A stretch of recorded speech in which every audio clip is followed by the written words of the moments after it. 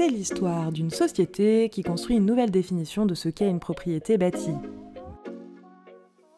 Une société, propriétaire de locaux commerciaux qu'elle a fait construire en vue de les louer, reçoit un avis de taxe foncière sur les propriétés bâties, ou TFPB, qu'elle refuse de payer.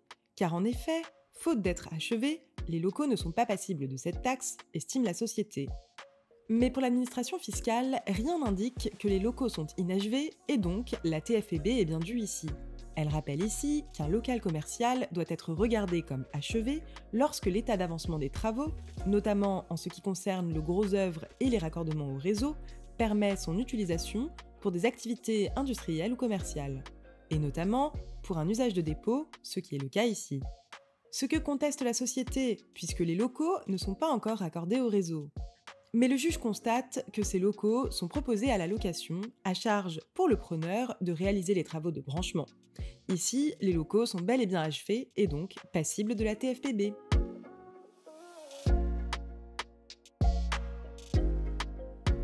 La taxe foncière sur les propriétés bâties, TFPB, est due par une entreprise au titre du local d'exploitation situé en France dont elle est propriétaire au 1er janvier de l'année d'imposition.